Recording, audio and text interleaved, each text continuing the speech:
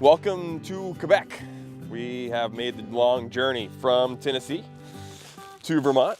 Got Brian and then drove across the border with our bows, and which is never a problem. They like bows in Canada, and kept going, and we're in the far north now of Quebec, outside of a town called Val d'Or, and we're on a lake system, and it's kind of tundra-y, piney, lots of lichen around. It's great. Very typical northern Canada.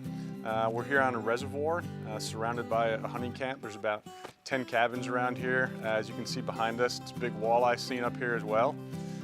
So guys coming out for the day.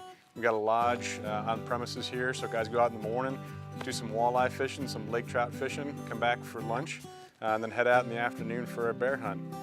Typically go out about 2 o'clock in the afternoon, hit the federal forest, hunt till about 10 o'clock at night, come on back and get a good night's sleep. So we got into camp in time to hit the woods yesterday. So we did.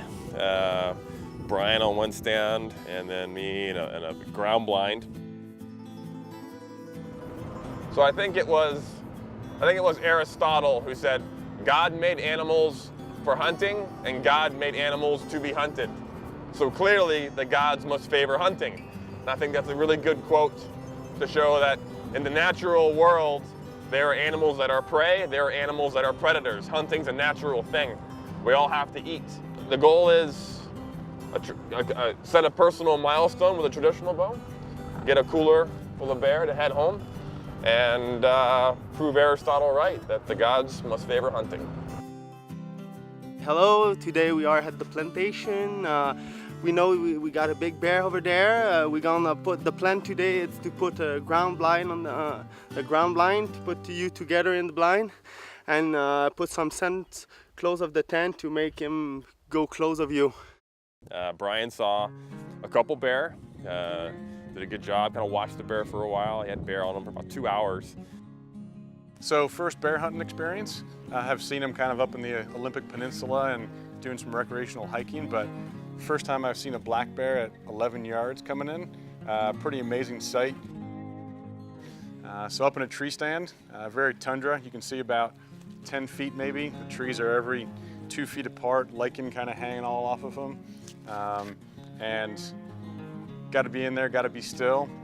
Motion's the biggest thing. Typical bear might take an hour to actually come into the site we're trying to pull them into. So first night was able to see 2 nice sows.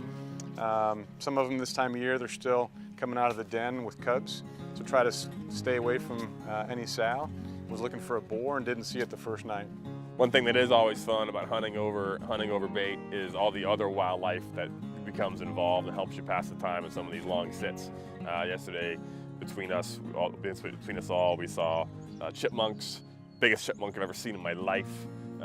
We saw red squirrels, we saw ravens, we saw a gigantic blue jay, Brian saw a big snowshoe hare even came in, and they all kind of take ownership and territorially fight over the bait, just like the bears do.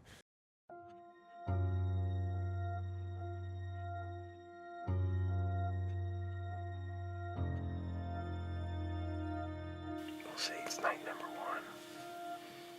We are close to a bait. I'll try and tread bow. Hopefully I can get him drawn without bumping and make too much noise.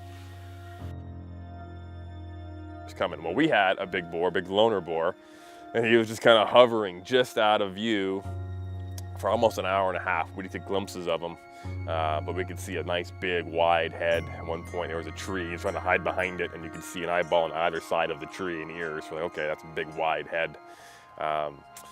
And he just kept kind of probing, was very nervous, I think, of the ground blind. It was the first time the ground blind had been set up that night, so kind of a new thing in his territory. And just at dark, he was maybe 20 yards from us. He was not in the shooting lane. He kept hugging this brush, and then finally he was just starting to move into what would have been an excellent shooting lane, and just kind of it's public land, and kind of randomly a couple ATVers we hear on the road just come by, make him nervous, he runs off, and just like that.